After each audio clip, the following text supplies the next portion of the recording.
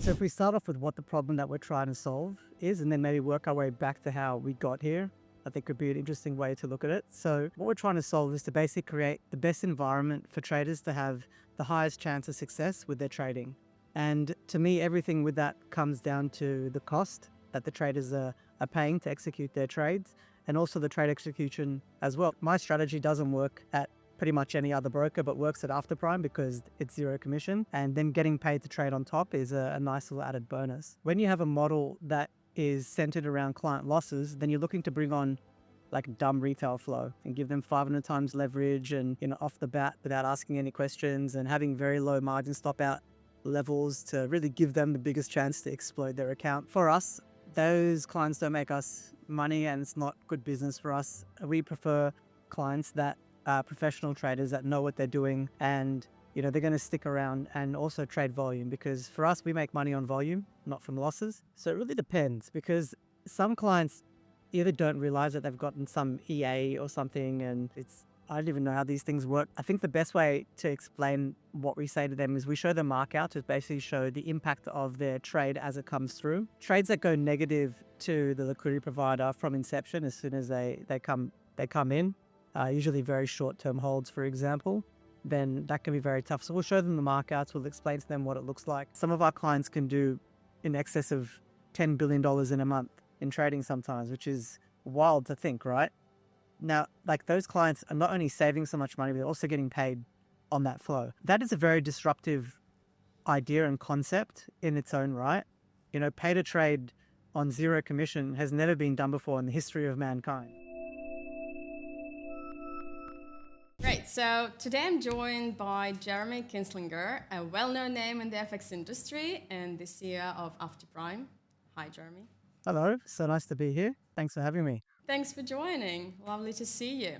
So Jeremy is also one of the founders of Global Prime, a broker co-built and managed together with Ilan Bension before they exited the business in 2023. And rather than stepping away from the industry after that exit, Jeremy returned with After Prime, a broker that takes a very different and in some ways even provocative, I would say, approach to how brokers market themselves, how they work with traders. So today we're going to talk about all of that. Let's start with a bit of a context before After Prime.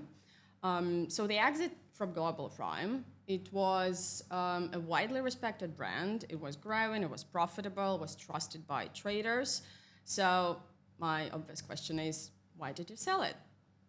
So it's a great question. And I think that the best way to say it would be that when you have partnerships in a business and certain people want to go about things a certain way and others might want to go about things a different way, and you don't meet on the same path, and sometimes it's better to go your separate ways. So without going into extra detail or anything like that, Global Prime was really our baby for over 10 years, and we had a lot of fun in that business. Very thankful to everyone that gave us the opportunity with Global Prime. But it was time for us to spread our wings and pretty much start again.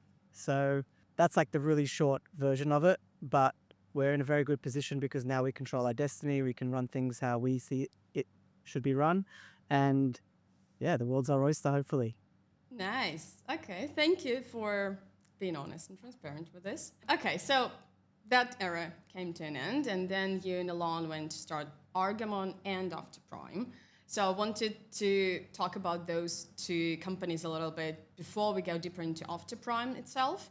Could you please clarify the structure behind those two companies a little bit? So After Prime, as far as I understand, operates within the Argamon group. So what are the relationships between Argamon and After Prime? Are there any other companies that we need to know about? I think take it a step back. If talking about relationships, the first one would be, what's the relationship between me and Ilan Bension? So Ilan Bension's actually my first cousin. We grew up together our whole lives. And long story short, Ilan one day started to teach me how to trade Forex, and just through the back of that relationship and everything that I learned with him gave us that opportunity to start Global Prime back in the day. And is just an amazing partner to have in the business. So with Argamon and After Prime, we are both 100% owners of both businesses.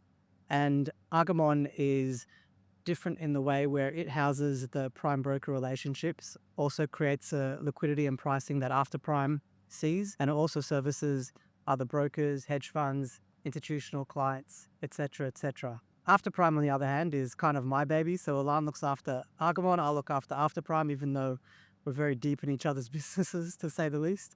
But I guess After Prime is really a broker that I would like to trade in myself. And that's really why for everything that we do for After Prime, it's all about creating the best conditions for retail traders. So really the difference between the two is Argamon's more for institutional and is more price generation, price making. And then After Prime is more for the retail side of the business. Beautiful, great. So and I'm happy that we're sitting here today and talking about After Prime because we do have an episode that Alina did with Ilan where he talked about the Argamon branch. So I'm happy that we are here today to cover the After Prime side of things. Sure. So great. Okay, so let's talk about After Prime then. And like I mentioned, I think it's quite a provocative, if not disrupting way of doing things that you exercise at After Prime. So why do you believe that you're on to something? Why this? Obviously, the idea is quite brave and not very usual for a market. So you launched After Prime, then you also launched After Prime 2.0, where traders basically get paid to trade. So can you walk me through this a little bit? What is the actual problem that you're trying to solve there? And why are you doing this? All right, so if we start off with what the problem that we're trying to solve is, and then maybe work our way back to how we got here, I think could be an interesting way to look at it. So what we're trying to solve is to basically create the best environment for traders to have the highest chance of success with their trading. And to me, everything with that comes down to the cost that the traders are paying to execute their trades, and also the trade execution as well, because that's also a big part of the cost of the strategy. And to give you an example of why I like to talk about After Prime being the broker that I created for my own strategies, I've got my own strategy in the markets, and it opens up a basket of trades every single day. It does a lot of trades, and obviously we charge a lot of commission at other brokers. So my strategy doesn't work pretty much any other broker, but works at After Prime because it's zero commission, and then getting paid to trade on top is a nice little added bonus. So when you look at what it means to actually create this kind of environment, it's like, how do you not only have the lowest cost, but also give something to traders to give them an incentive on their trading that actually kicks them back and adds a little bit of fat, really goes to creating that kind of environment. And I guess the DNA of how this all came to be, it started with Global Prime, where for us, everything was always a book. We walked into a setup with prime broker relationships and with tier one bank liquidity. And we didn't even know what a B-book was when we first started a broker, believe it or not. And, I don't. call it what you will. We never went down that road. So for us, the idea of, first of all, running risk and running a B-book, which, as I'm sure a lot of people know, is, to me, the simplest way to explain it is building positions against your clients and building exposure where when they're on the wrong side, then the market moves against them, you make money. That's never been our business. So that really led us to trying to work out how to price like the banks, I would say, and then take it a step further. And how do we price better than the banks that are offering us liquidity? And how do we maintain control of the entire liquidity and execution stack to give our clients the best execution? Because it doesn't mean anything if you're the lowest cost, that's great, and it definitely helps. But if your execution's crap, then it's not going to help. And for us, we really want to go out to the market and show rather than say that we're the best. So for example, on our website, anyone can kind of go to afterprime.com, and there's a comparison calculator over there with data taken from forexbenchmark.com, which is a third party. They take in all the pricing from different brokers and their commission structures, and you can actually see how a strategy performs better at After Prime, and you can pick your broker from that list as well. So yeah, I guess the idea was it's come from this kind of DNA of wanting to do the right thing by clients and be on their side. But from that approach, it led us down the path of how do we come up with controlling the execution stack and giving our clients the best pricing and the lowest costs. Okay, great. I'm going to have a lot more questions about this model. But now let's talk a little bit more about the ideal customer profile, the clients that you're actually servicing with this model, because I believe there is an audience for it, and there is also a bunch of people who this is not going to work for. Can you walk us through this, please? Sure. So, I mean, I'm going to touch base a lot on this A-book versus B-book side of things, because on one hand, there's the ethics behind it, and I've talked maybe too much about that in the past. And to me now it's all like comes down to the semantics of how it all works. And when you have a model that is centered around client losses, then you're looking to bring on like dumb retail flow and give them 500 times leverage and, off the bat without asking any questions and having very low margin stop out levels to really give them the biggest chance to explode their accounts. For us, those clients don't make us money and it's not good business for us. We prefer clients that are professional traders that know what they're doing and they're going to stick around and also trade volume, because for us, we make money on volume, not from losses. So that's the kind of clients that we're looking for. After Prime currently is invite only. So the only way to get in is if you have an invite from another client that already has a live account with us, or you can apply, but not so many people make it through the door. But if someone actually, it's a questionnaire, and we ask them about their trading and their understanding of the risks and why they want to join after Prime. And if someone gives a nice detailed answer, even if they're not going to deposit a lot of money, we'll still let them through, because we want to still service anyone that's basically knows what they're doing and takes trading seriously like a profession. In terms of who it's not for, obviously noobs, I would say stick to a demo account, or, if you're going to play around with stuff, just don't go and deposit shitloads of money at a broker, because it's better to, keep that in your pocket, and most traders do lose. So, until you find a way to be consistently profitable, keep it to yourself and don't give it to your broker.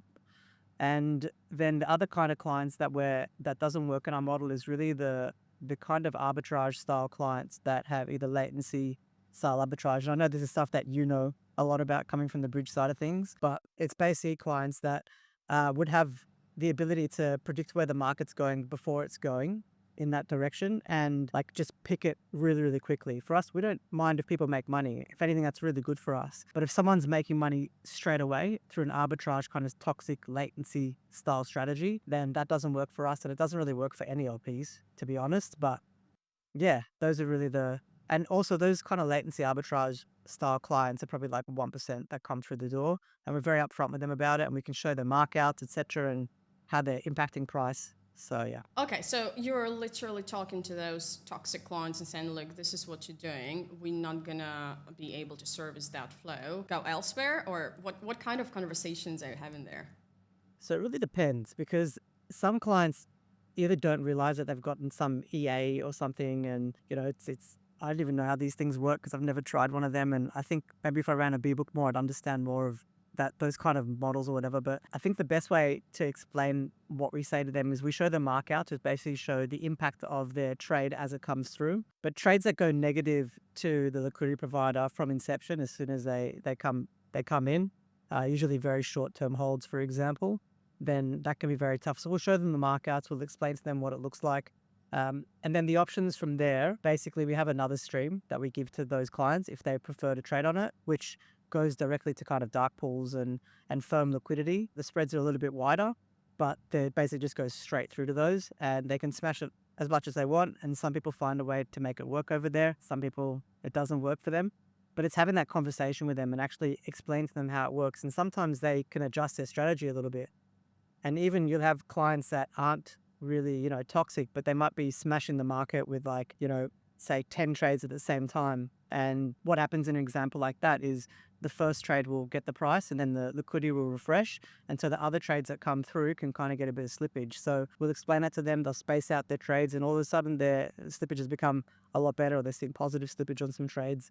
So it's all about having that conversation with your client and educating them, because a lot of them sometimes don't know. But the guys that are really toxic, they know. 100%. They're bouncing from broker to broker. And yeah, as you know, I speak with brokers every day, and one thing that obviously everyone's having is the toxic flow. And a lot of brokers like, can we just create some kind of like a blacklist of IPs or I don't know any other parameters like IDs, names, passports, whatever. So all brokers have access to it, and we know, okay, if we spot this guy joining, like we know what's going to happen. We put them on this special stream straight away. Do you think this could be a possibility? Yeah, maybe like a client shit list. I think people brokers call like a lot of profitable flow toxic. I can imagine with gold running up, like just going vertical constantly. If you're internalizing that, it's very hard to kind of make money off any losses. Everyone's just making money in the bull run. So some brokers will call that toxic. We've had LPs call flow that we know isn't toxic. So for us, it's really that first like 30-second window. to a minute even sometimes. And that's really the window we're looking at for toxicity. And sometimes, clients will place a trade and will go, into profit, but then kind of waver for a bit. We're basically, and I'll explain it more a bit later on, but what we're trying to do in our model is to capture spread. So for clients being filled on the bid, then we're working an order into the market on the ask to try and capture that spread. And if you don't have enough time in that window, then you get run over, or an LP gets run over. And yeah, absolutely. Then that leads me to the next question, which you kind of covered slightly already. So in this model, for you as a broker, where does the money actually come from? And from what I understood so far, that's capturing the spread, and for that you need volume. So the more volume, the more the probability that you're going to capture that spread. Is that right? yeah, I'd say so. For us, it's kind of like a lot of different things that we look at. For example, we'll analyze where the market is at in terms of the broker landscape to try and keep us, about, say, 44% lower cost than the second best broker in the world, and 71% better than the industry average. So, for us, we like to look a lot at that stat and basically make sure that we're maintaining that. And it's this real kind of approach to fine tuning a whole bunch of different things. So that's one part of it, is making sure you're competitive and pricing better than other brokers. Then it's also your counterparties. So I'll give you an example, like the gold market, if we're pricing 6 cents, but the actual primary market is like 40 cents, the LPs are like a 50 or 60 cents or whatever it is, how do you kind of make money off that flow? So the idea is to bring more liquidity in and make sure that we have good liquidity that we're hedging against as well, and to try and work out how we can get out of trades as quickly as possible. So really for us, everything that we do, and Alan said this concept a couple of months ago and it stuck in my head and it's so true, is that we're trying to basically make as much revenue with as little risk as possible while giving our clients the best execution that we can. So there's a lot of different things that you can fine tune along the whole stack to get that singing really well. But yeah, in terms of the model, it's pretty much looking to earn the spread, and that just means crossing the spread. It's called market making. It's not B-booking, because B-booking was you're building, exposure against your clients. Some brokers consider $1 billion risk at any time. We're in and out of trades really quickly, and basically just looking to earn the spread as the trades come through, and then a portion of that we kick back to the clients. So, each pair we make a different dollar per million on, and that also gives them a different dollar per million they earn on the pairs that they're trading as well. So for example, I believe the Aussie Swiss pair is $3 per lot that we pay. And we've seen a lot of clients actually start to trade that more because they know that they're going to make more money in their rebates. And I'll go into that a bit more, I'm sure, later on. Yeah, and that's actually another good point, that by offering different rebates and different currency pairs, you can stimulate your traders to trade other instruments rather than just gold. So would I be correct assuming that you're not as exposed on gold as other brokers? Or is it still? Yeah. It's funny, when you say as exposed, to me, that's like a question to a B-booker. It's like, is they exposed to it? All this, they're getting run over and they're having so much trouble. For us, we obviously don't have that issue. The trades come through, we try in the spread, we kick it out. But yeah, we have a pretty diverse mix, I would say. Gold's definitely up there, alongside, with euro dollar and US yen. Kind of one trader will come on and trade a crap load of one thing one month and it skews it a little bit. But in general, we're big in FX and metals and crypto as well. But single stocks, for example, we just got rid of because no one's trading it. I think we attract a very specific type of trader. And I think as well, what we're trying to do is to work inside markets that we can control that pricing execution where we can be the best at. And single stocks are not it, but we reckon indices are something that we can have a play with at some point as well. And we're looking forward to giving that a go. Okay, wonderful. Thank you. So let's go a little bit deeper into the thinking behind the strategy, what's happening on the execution side of things. So you've been very active across social media. So I've been following you for a while and kind of know some bits and pieces, but just for our audience here. So what are the core pillars of the user acquisition at After Prime? Can you walk us through that, please? Yeah. So I think things have changed a lot.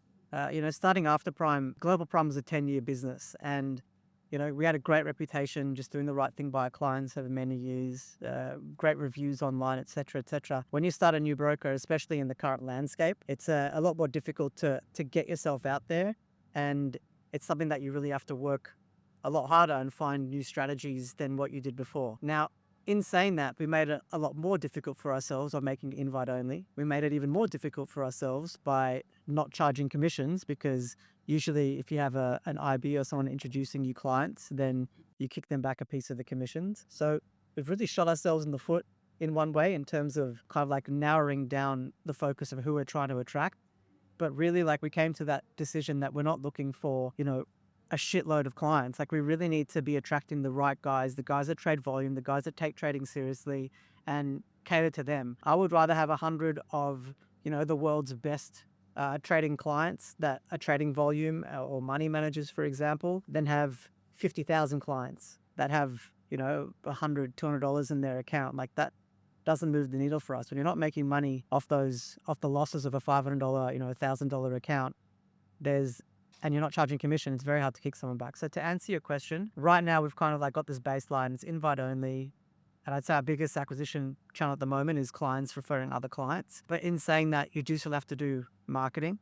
And we've brought back an old marketing colleague that we're looking forward to starting with really soon. And yeah, it's marketing is less about, doing paid ads and getting like acquisition funnels and this and that. It's more about raising awareness and getting after prime, story and vision and benefits as well in front of the eyes of the people that it actually caters to. Okay. What about the more traditional ways? Obviously you have the no commission, which is already quite a statement. It will attract a certain audience and quite a substantial, hopefully. What about other like affiliates? Obviously you have the referrals, but the classical affiliates, the IBs, the bonuses, the swap free, whatever there is, all the hype that we've been seeing. I see your eyes going very wide. We're up for an interesting conversation. So what do you think of all of that? And are you using any of those things, at least in a certain way? Not really. Swap free is difficult to offer when you're able. Deposit bonuses, a gimmick to attract dumb money. Affiliates, like these Instagram idiots that are there with their Lamborghinis and pretending like they know how to trade, but really they've made it off affiliate commissions. It's all a trap. It's all a scam to me, most of the industry. I think that, even prop firms trying to bring people in, like you're making money off bringing in people that are giving them like these hopes and dreams that they're going to be able to make it. But really it's a financial product, and it should really be catered to people that are going to take it seriously. And yeah, I guess in general, for us, affiliates isn't something we're looking to do. The partnerships is definitely something that we do, but it's more with money managers.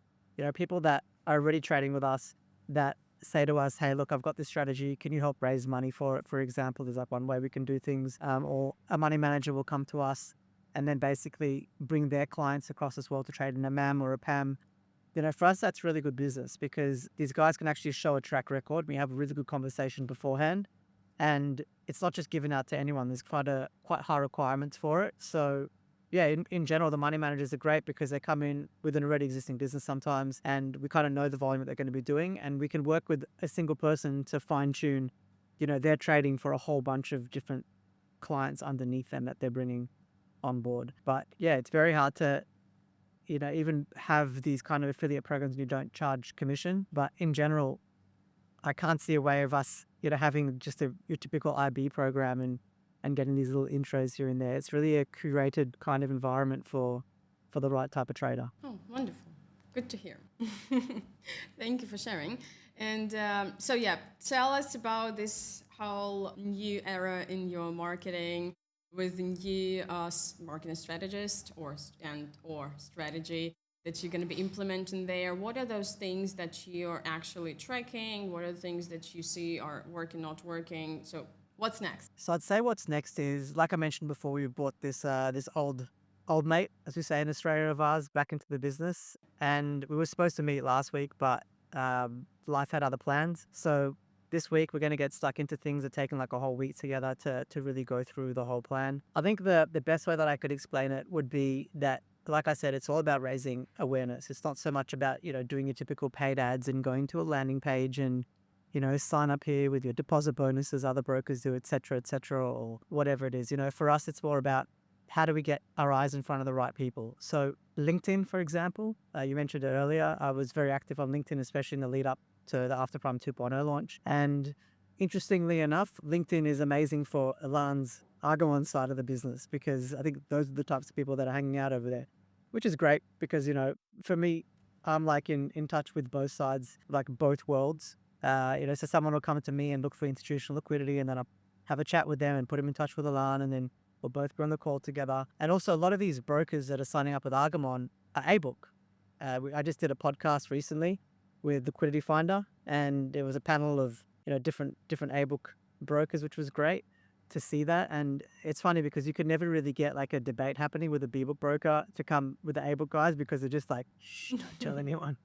Um, but in general, it's LinkedIn is a great platform. I found it really good for Elan's side of the business. For me, not so much. But I have definitely gotten clients for After Prom from there. But in saying that, it's a lot of social, I would say, like going on Reddit, for example, or X/Twitter, different places like that where you can really start to cut through and start the right conversations with people and go viral or whatever you want to call it. So there's going to be a lot of thought being put into that, but also, going back to the website again, I mean, the After Prime 2.0 website was really put together quickly because we had this idea of pay to trade and we're like, let's just get this done and put a deadline in place. And I guess it's time to go back to it again and just make sure that it's really talking to the right types of traders, make sure that the model, this invite only model, is still the right way of going about things, and how do we, tweak it in a way to make sure that we're letting the right people through while at the same time blocking, I shouldn't say blocking, but it kind of is, people that don't really Filtering know out. much. Filtering out, thanks. Yeah, maybe we can get you as a copywriter. But filtering those types of people out and getting the right people through the door, but also making sure that we're not like gatekeeping too much where, someone that actually wants to get in isn't able to. Yeah, well, I completely understand what you're talking about because we have the same at Your Bourse. We also, as a technology provider, we're obviously not for everyone. So we have a segment that we cater for, which is medium to bigger size brokers and startups, smaller ones, who don't really understand technology. We still speak with them. We don't, just say to them, hey, go elsewhere. But during those conversations, we usually discover that there is not going to be a fit. We've been through this so many times. You need something really simple, straightforward, which our platform is, but it is such a much better fit for someone who has more complex strategy, and then you end up paying the price, of a Ferrari and getting a Ferrari where all you needed to do is just to learn to drive, and you could just get your mom's car really, and that would be sufficient. I was going to say as well, it's great. It's great what you guys are doing because you also have the university, and people can kind of go through these different courses to get to a better understanding of where they need to be placed. And I think it's really good to educate people into the kind of type of person that you're looking to bring on as well, because they can kind of teach themselves as they go along and then come armed and understand what your product is before they get through the door. Exactly. Thanks. That was exactly the reason we created the FX Dealer Academy, because we saw this times and times again, like people do need more knowledge and experience with these type of tools. Coming back to After Prime though, so you mentioned the big marketing guy that you're having the strat session this week. How many people do you have across marketing and sales, or is it just a close-knit team of you, Elon, the marketing guy, and you're just powering through? Yeah, so on the marketing guide, there's no salespeople. We don't pester our clients and call them up. It's like, and I guess it's important, probably, you'd find this interesting, is that our conversion rate flew up to like 70% from whatever it was before, once we made it invite only, because once someone actually gets a code to get through the door, they're like, okay, I'm in, thank you, and they fund their accounts, which is great. But in saying that, no, there is no sales. The marketing team has always been very small. I like to work with a single person that is kind of like a Swiss Army knife that's able to do everything from the MarTech, it's called, like the marketing and the technology. But when they can do the plumbing and set up all the different, tools to be able to kind of bring to life the ideas that I have in my head plus theirs and work collaboratively like that, then it's great. And there's so many tools out there that that person can leverage off. So it's pretty much like an extension of me. And then they're just like, not just doing the tech side, because they also obviously are putting together the strategy and working collaboratively to see, what it looks like, what's next, testing, seeing what's working, what isn't, et cetera, et cetera. So definitely no sales team, and marketing team, it's always one person. But in saying that, we are looking to do a little bit more. Maybe you get a community engagement person, or you have someone that, focuses solely on content, for example. But right now we're still planning what's next for this year in the week ahead. So I'll come back to you on that. Okay, yes. I think we should do After Prime 2.0, Podcast 2.0. Yeah, Just 2027. to see how things are developing. Hopefully, maybe even earlier. I hope there will be more to share a little bit earlier than that. But I do have to say that you're extremely lucky to have someone like this on your team who, like a Swiss Army knife, as you mentioned, who can leverage all the tech and implement whatever strategy you're going to develop this week. And I hope it works out. I've been personally looking for a person like that for Your Bourse for more than a year now, and I know how hard it is to find someone unless you already have someone like that in your network. That's my personal observation. How is it for you? Obviously you know this guy and you've worked with him before. So again, I guess that's just luck. And you mentioned you're going to hire more and more people this year. What is your general principle when it comes to hiring the best talent? And yeah, what are you looking for in those people and where are you looking for them? So I would say, first of all, when it comes to this, call them the CMO or Chief Marketing Officer, they're very hard to come by. And also to find the right person that's the cultural fit, and I'll talk about that in a second, it makes it doubly as hard as well. We really try our best not to hire from the industry as much as we can. For us, we like the more organic approach. When we first started, I go to synagogue and just pick a bunch of people out and be like, okay, we're going to teach you how this works. And, from scratch, they kind of learn and they move through the ranks. So, our longest standing employee started off as retail support and now he's head of trading operations, Levi, who I'm sure you've met along the way as well. And he's great. He's amazing. Very knowledgeable. And it blows my mind how someone can come from not knowing anything to really just complete domain ownership and authority, plus having the leadership skills to lead a team. Doesn't happen overnight, obviously, and it doesn't happen with everyone to that extent, but he's a great example of that. And there's some amazing, say, Global Prime / After Prime Argamon alumni over the years that have gone to other places as well. And also on the marketing front, we've, along the way, kissed a few frogs. And when I say that, that's the bad ones. Then you have ones where it's great guys, love working with them, everything's amazing, but for whatever reason, you just can't cut the mustard and get the results you're looking for. And it's frustrating in a way because you set up all this technology how they want it, because everyone wants things a little bit differently. And it takes time for them to understand the brand and the product and what we're trying to do. And then, you hit the marketing and you kind of have to start from square one. But that's why I'm really excited to bring old mate back. I'm just going to call him that for now because I know what he can accomplish. I know what he can do. And he's just a great guy to work with. And we're going to have a lot of fun this year together. But just to answer your question, which is what do we look for? There's three things. There's DNA, hunger, and aptitude. So the DNA is obviously a fit with the team. Everyone needs to get along. I don't want to come into my second family or my office environment or even people that work overseas, for example, and have to deal with these interpersonal bitchiness or whatever you want to call it, or energy vampires. I like to have people that, come and add good energy to the room. So that's definitely I think more important than anything, because if you don't have that, it can really start to drag other people down. So that's a DNA side. The next one's aptitude, which is basically the ability to learn on the fly, or to teach yourself stuff, or to ask the right questions, and to develop yourself and have this and I guess that also leads into the hunger side of things, which is the third part, which is this hunger to develop yourself, to develop your domain in the business, to always be moving forward. If you've got hunger, DNA, and aptitude, you're hired. Nice. Well, that's not that easy to find. You just made it even more difficult than the usual hiring, I guess. It's actually easier to find when you open it up to people that you're okay to start from the ground up, where they haven't got experience and you take them in. It was a lot easier to do when we first started, I would say, than now. It's a bit more established. But we'll bring someone in that has worked in a completely different industry into another part of our business, for example. And there's just so much that you can mold them and they mold the business from their own perspectives that works really well, versus just going to another broker and finding some guy or girl and bringing them on, and then they're tainted by the B-book poison. No. And they keep asking you why you're not doing it.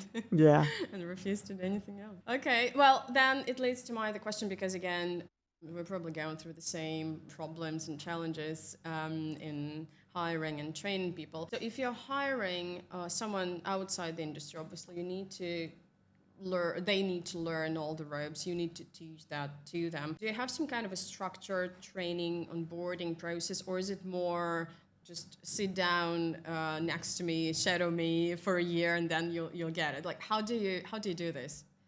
I would say that the business is run very similarly to how Alana and myself do things. It's not that we make it the way of doing things and say this is the process and this is what you have to go through just like we did it kind of thing. It's just we're very relaxed guys, and for us this like rigid structure has never really been our thing. For us, like the creativity really flows when you're able to work inside a framework where you can teach yourself stuff and learn and tap someone on the shoulder. We've never had like in the whole like 10 years or more now, what it's like 14 years of business or whatever it is, we've never sat in our own office. It's always been open plan. Everyone hears everything, the good, the bad and ugly going on. And I think that's really how people kind of learn the vibe. Now, in saying that, there are certain parts of the business that do need structure. And when you see that, then you got to start bringing people in that can do that for you, because that's not your thing. Like, talk about myself personally. So for example, a hire that we made recently, Svetlana joined us in the retail operations, managing the team, looking after things, basically being like my middle woman to the retail support team. And she's been amazing. She's hit the ground running from day one. She's putting processes in. She's like reviewing people, just like so much momentum happening over there. And I don't have to do anything. I'm just kind of sitting back and letting her do her thing. And she has the freedom to bring in the stuff that she's learned elsewhere and apply it over there. Yeah, I prefer to hire someone that has those skills and is able to just pop them in there, and then they're able to just go and make magic, which is doing amazing. Hi, Svetlana, you're doing great if you're watching this. Trading operations, a very important part of the business. Now that needs structure. That needs guide rails and processes and system. 100%. Like I always say, if anything goes wrong, I'm like, is there a process? And was the process followed? And if the process wasn't followed, then it's not even that. Say if there is a process and it was followed, then the process wasn't right and needs to be updated, for example. But if there's a process, then everything should be okay. But then you've got to be really good at updating those processes, because things change all the time. You might switch a bridge provider, for example, or bring on a new platform, or change configurations, or bring on new clients that require something specific. So yeah, I think different parts of the business require different things.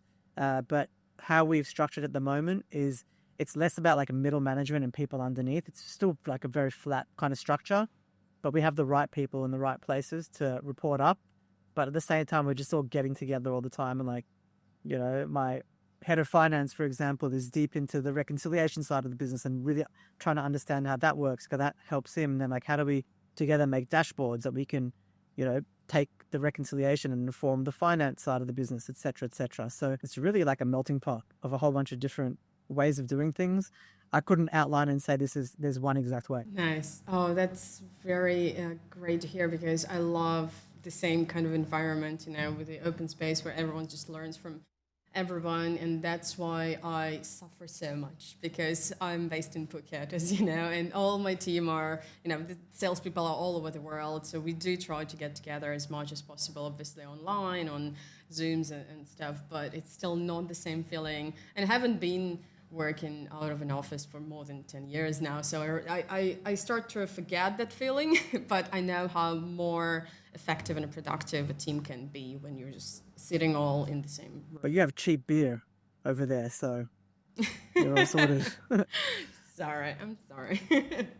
Yes, pretty much. Okay, let's move on to a very important topic that I'm really looking forward to discussing with you, which is the community. So like you mentioned, the biggest part of the user acquisition is the referrals, and the community that you've created around After Prime as the brand is truly remarkable. So can you tell us a little bit about that? How did you, first of all, I want to know, how did you come up with this whole idea? Because I know you started doing something like that at Global Prime. I even found, while I was preparing to this podcast, I found some notes or some info that you even had a Clubhouse community back in when it was a thing. Did you go on that? So how did that... No, I don't think if Clubhouse is still exists, but I saw some videos, I think. Yeah. That was a Yeah. fun So time. I saw a video of you talking about it, and Yeah. you said it was actually working out for you. So tell me all about it. How did you come up with this idea of having a community around a brokerage, and how did it evolve and what it is now? So when I first started trading, and it's really interesting, if you type in Jemook, Jemook, into Forex Factory, for example, would be a good one, and find my username, you can go to my post and scroll back to my first post and see when I first started trading, asking questions probably like, what's stop loss, and how do I calculate this? And then off the back of that, then I kind of moved with a bunch of people from Forex Factory to another forum called Steve Hopwood's Forum. And on that forum or community, we all kind of work together building strategies together. And the strategy that I'm trading now is actually a strategy that you can find on Steve Hopwood's Forum that I came up with in 2012, based off a strategy that Natting Bob, another guy that was one of my mentors back then, created. So my kind of background comes from community and learning from people. And I kind of saw the change from forums into Discord, for example, and more like a live chatting kind of environments. So for me, I always wanted to be in touch with other traders because I'm a trader myself. And also the idea of being able to speak to your client base in a public forum and hold yourself accountable to them, because you can imagine if we were like, stopping withdrawals or we're having problems with pricing or this or that, like someone could easily come over there into the Discord in front of all of our clients and say, hey, these guys did this to me. It never happens. Get a couple of crazy people that aren't clients that come on, like they can't get through the door and they get pissed off because they can't get an invite code. And anyway, that's another whole story. So it's got its pros and cons. Managing people is difficult the best of times. Managing community can be pretty tricky as well, but we just have a zero tolerance policy for any kind of like intimidating or abusive behavior. Just like, don't be a dick is kind of like the main policy, I would say. And yeah, it just kind of stemmed from that understanding and all the benefits that comes with it. Every single person in our retail support team were previously clients of ours that we met on Discord and asked for a job. So we were able to like hire people that not only love the brand, love trading with us, but can hit support really quickly and relate to other clients and have like that empathy with other clients because they're a client themselves. And yeah, it's a great way of doing things. And I think on the marketing front as well, like I remember reading a book a long time ago called Love Marks, I believe by Saatchi and Saatchi, where it talks about different types of brands. And the brand they kept going back to was Apple, because Apple has these Apple fanboys where if someone, talks about, oh, my Samsung, all the Apple fanboys will be like, oh yeah, but this. So that's really what I want After Prime to be, is a love mark, something that people really stand up for. And you kind of see that when I'm posting, on LinkedIn, you have people following and writing different comments and making their own posts now. It's really cool. So that's what you kind of get from community. If I was just, doing podcasts every now and then, or just not really interacting and growing like a bit of a fan base behind the brand, I wouldn't be able to have those opportunities. So yeah, it's got its pros and cons for sure, but the pros to me far outweigh the cons. And I learned so much from the community. They tell us what we're looking for. And now with Svetlana and, helping out as well. Like we saw an example recently where someone asked if we could change the minimum lots on, I believe, one of the indices. So within 2 hours, Svetlana had gone to trading operations, said, can we do this? Trading operations came to us, said, do we approve? We said yes, made the change, went back to the client in front of everyone and said, hey, it's done. And they're like, what? You'd never get that anywhere else. So yeah. Amazing. Oh, I love those things because, again, circling back to Your Bourse, we're pretty much the same. I think we have a lot in common in terms of the brand values between you guys and Your Bourse. We do love to listen to our customers a lot. Obviously, we have all of this sales cycle where we discover a lot about our clients. But then once they're onboarded, we have like weekly calls with them or monthly with some where we collect those requirements. And then if we see that something is fairly easy to implement, we just go and do it straight away. And it has tremendous response. Obviously, keeping the clients happy.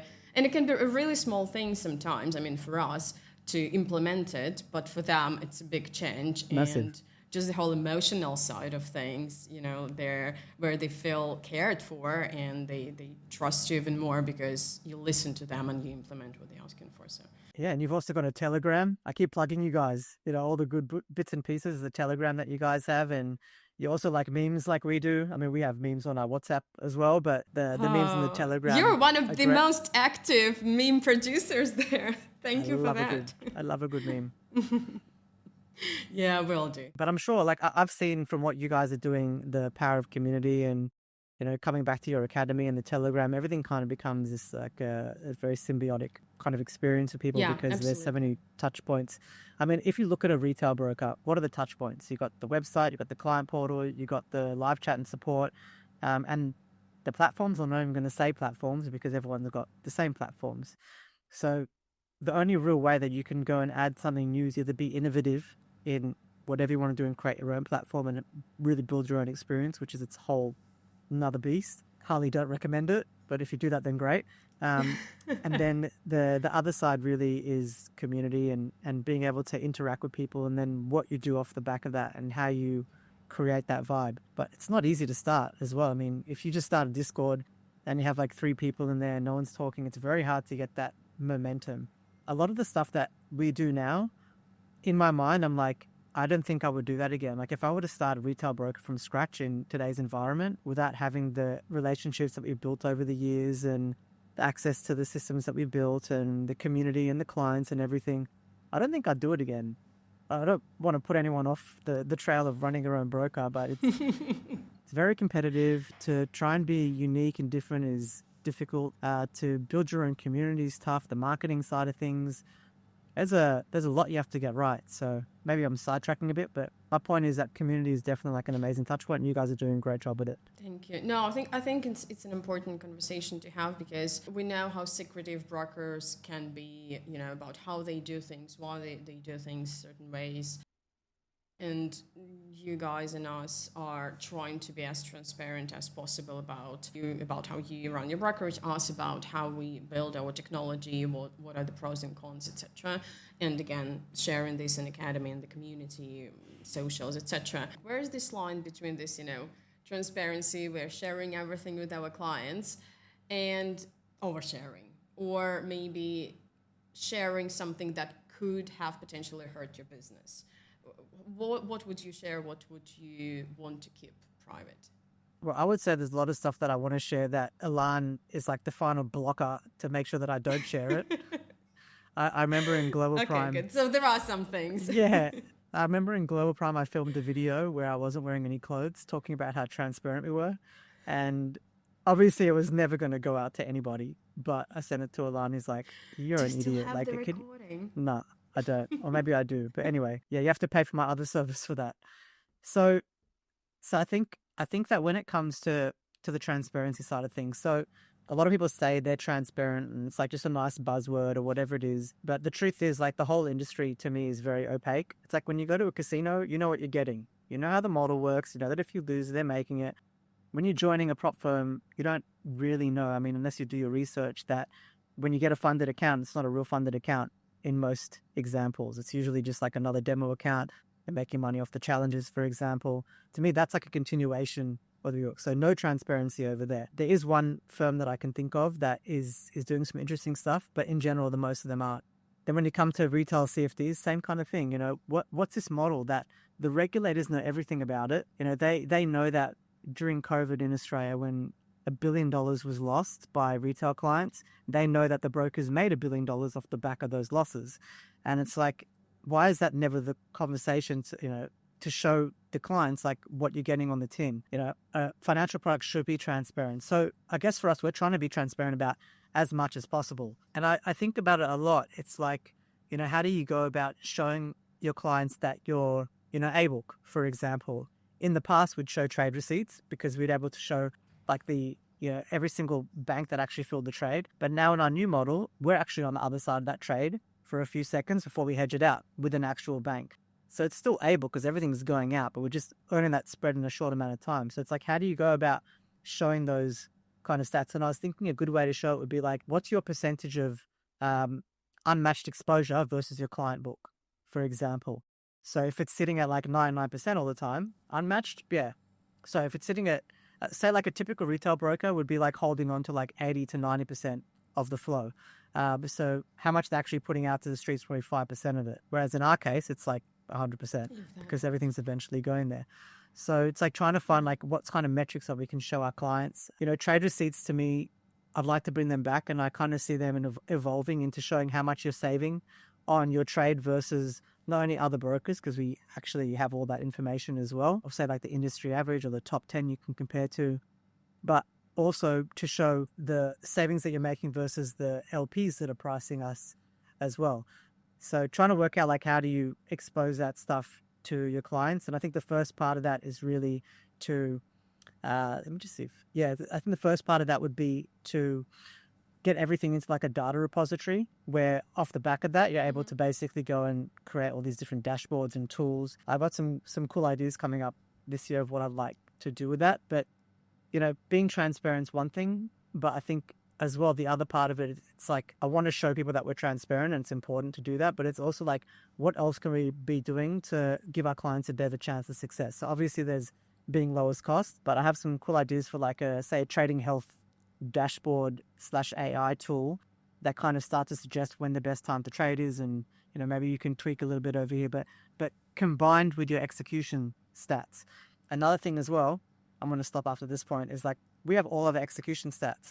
So why not plug that into, an AI model and allow our clients to have conversations with our execution? I know that sounds whack, but you could say to it, like, analyze my trading and compare it to like, the other clients, obviously without exposing any client information, but compare what my trading is like to a similar client profile that's trading gold, and what slippage is that going to be like? Just like imagine all the different things that you can do when you're exposing all your data to these AI models and allowing clients to interact with that data.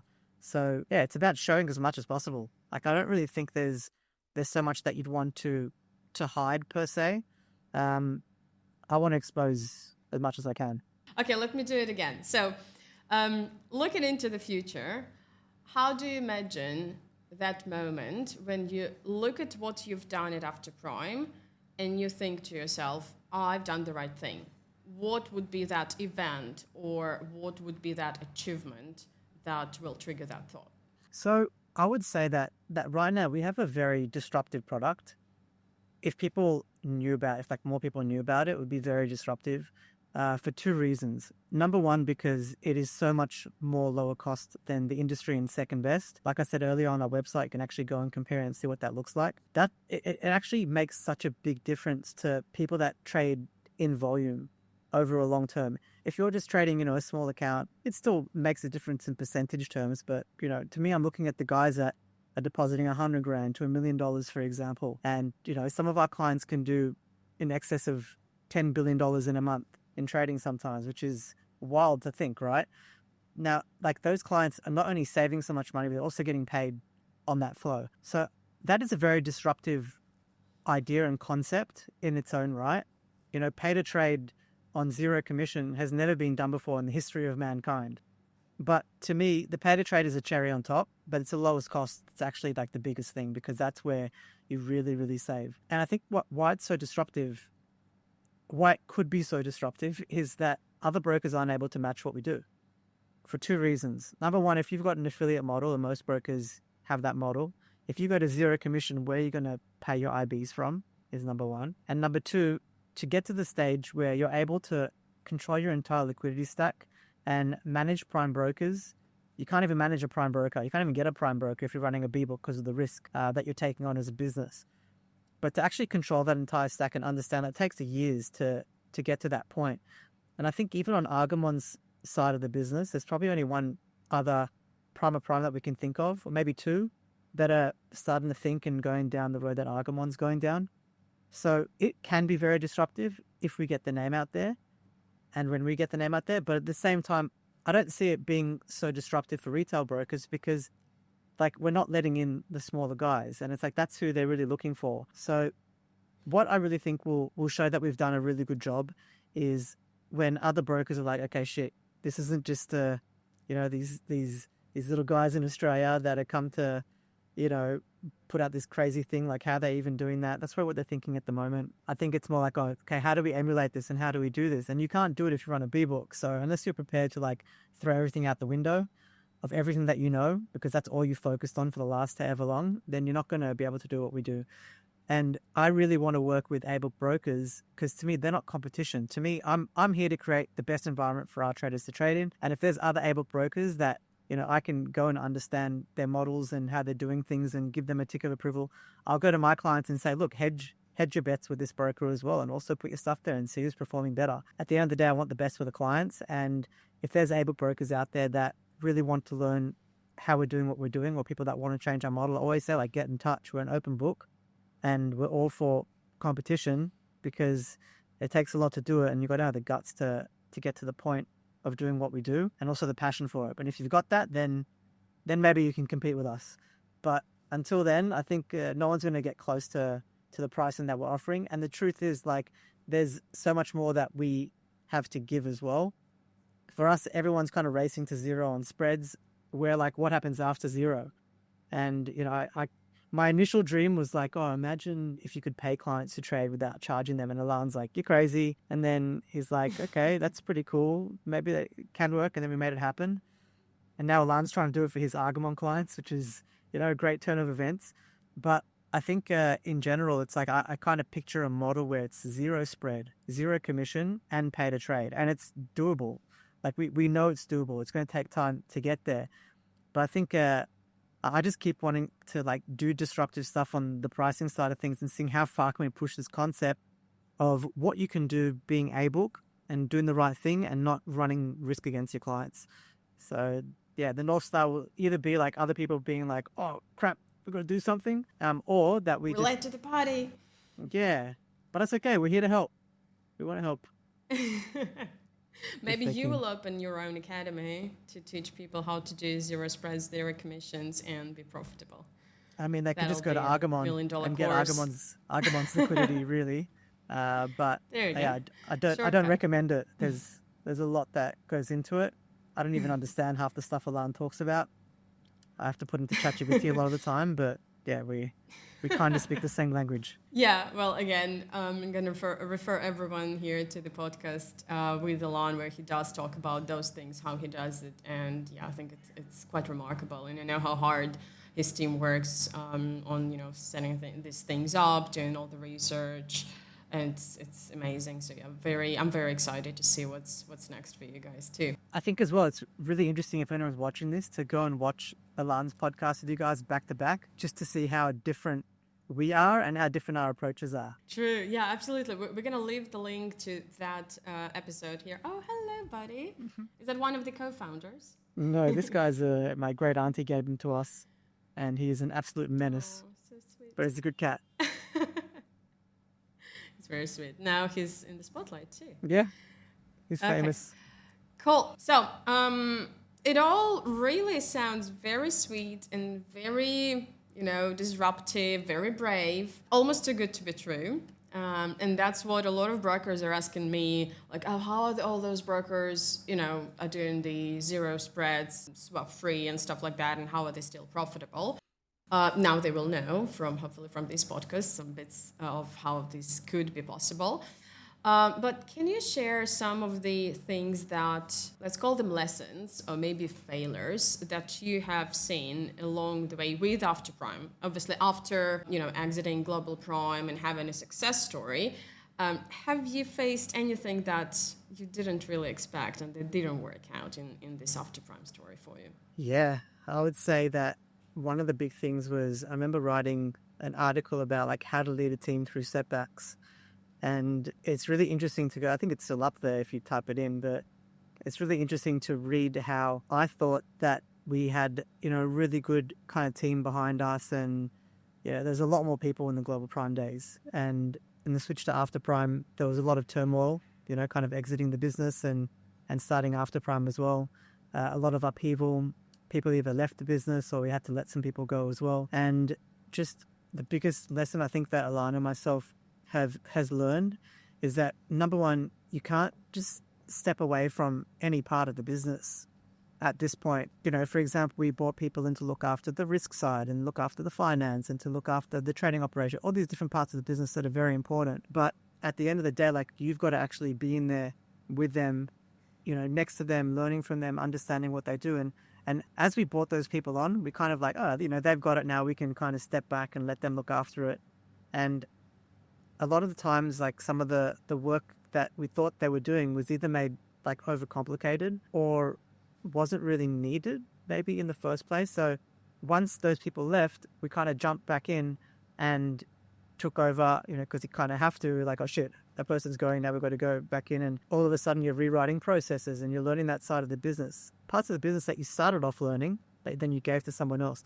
So the people that we've brought on now really work in very close conjunction with us. And I don't think that we'll be ready to let that kind of control, but like a collaboration with the team members. We won't just like hand that over and be like, you guys got this. We're just going to chill and, I can go on his boat and I can go to the racetrack, for example. These days, it's very much our heads are really, really in it. So I think on the people side, there were like massive lessons learned, and also really to understand that it's better to have a smaller team than to just try and fill roles because you think that they need to be filled. Nice. Well, hopefully there will be a bit less lessons for you in the future. It never but stops. Also, these are some really right moment. Never I know stops. it won't. That's what I love about the business. It's like I literally come into work every day and there's always something new to deal with, something new to learn. And it's been 14 years or whatever it is. It's like a computer game. I always say it's like a computer game that never ends with different bosses and levels and True. Things to side quests and podcasts. Always. Yeah. I'm happy to contribute to that one. Yeah, always Thank a you. roller coaster with in the financial markets for sure. And yeah, I do talk about these things to a lot of people too, where we call ourselves junkies, really, because that's what we all are. We are addicted to this business, to this industry, and I personally tried to quit twice now. Here we are. And I have a lot of people who have very similar stories, and you just keep coming back because it's like the most intense, the most exciting thing, and you do truly learn every single day, which is what I love about it as well. You're also like tapped into the world's, like you got your finger on the pulse of the world's like financial centers and what's going on, and it's like you feel impacts of what's happening. On the previous podcast, someone was saying like, why is all this stuff with Trump and the things that he's doing like not really moving the markets in these big wild spikes? And I think because the world's become so volatile and there's just so many things, like the news flow is so quick of how things are changing, and like this happens, okay, next this happens. It's like volatility is just, the markets are moving, but they're not crazy anymore. It's like one of the things that happened recently could have been like a massive spike back in the day, but now it's just like, oh, it's business as usual. So you get to feel how that changes over time, and you're tapped in on every single level, so it's fun. Yeah, definitely. So, and we're coming to our last question now that you mentioned Mr. Trump and others. What do you think is next for our industry in general, and for brokers, for traders, and in that context for after prime in particular? So I think with our industry, okay, it depends how far down you look. I think when it comes to like retail CFDs, there's been no real innovation in the last 10 years. Yes, prices compressed and things have gotten a bit more, let's say like the competition's, the playing field's been leveled a lot in many ways until we came along. But then you have a look at different kind of worlds like the blockchain and prediction markets, and I talk about prop, but to me that's like a whole another side chat. It's like its own beast.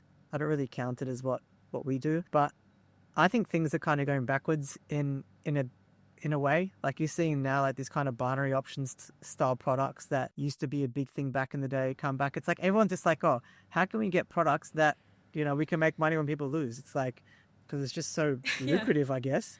How do you copy-paste poly markets? Yeah, and that's the question we get. And then you've got like the rise of these AI tools where you can build your own whatever. Like you can, with an API, even now, plug into some of these like blockchain kind of, say, protocols or whatever for prediction markets, and build your own like a betting app, for example. And if you have like a really sleek front end, you do things a little bit differently, you're still leveraging off the rails. It's kind of like there's a lot of businesses that I can think of that created amazing trading businesses just based off the back of plugging into a drive wealth, for example, and plugging in single stocks and just making the onboarding really easy. I mean, even our industry is mostly that. You get MetaTrader or TradingView, whatever it is, and you plug it in, and then it's like about who looks the prettiest. So I think we're going to see some really cool stuff where people won't even realize it until it's too late, that some businesses, not so much in our space, but I think on the betting side of things, could really be disrupted really quickly just based on all these tools that are coming out. But yeah, the next 5 years is going to be very interesting with AI and blockchain, kind of that intersection. I don't know, expect the unexpected, I think, would be the biggest thing. And from our side, like, we just really want to focus on doing what we do best, which is liquidity and pricing. And, you know, for After Prime, that's giving it to retail clients, like the institutional benefits. And then for Argamon, it's really exciting to see what's happening over there. I think Argamon is way more exciting than After Prime because Argamon kind of is like the engine behind everything. After Prime is just my broker that I created for myself that other people are allowed to join in a way. But it's going to be really cool. Too shy. Yeah, it's keep your eyes on Argamon. Argamon's going to be doing some really amazing stuff. After Prime too, but it's all off the back of Argamon, trust me. We'll follow you both, don't worry, and we will definitely do second episode with you and the second episode with Elon maybe later this year, because I know for a fact that both of you are implementing new things all the time, doing a lot of research and trying to make it better, the experience of your clients, your processes, how you do things, how you read the data, etc. So I'm very excited for both After Prime and Argamon, and well done so far. And thank you so much for joining me today. Thank you. And we're also very excited for Your Bourse and everything that you guys are doing. So, yeah, it's great to be working with you as well. So thank you very much for the opportunity. Thank you. And we'll see you guys next time. Thank you. Yes, looking forward to the next one. Have a good strategy meeting. Have a great year ahead. And we'll see you in some of our next episodes. Likewise. I'll see you on the side chats.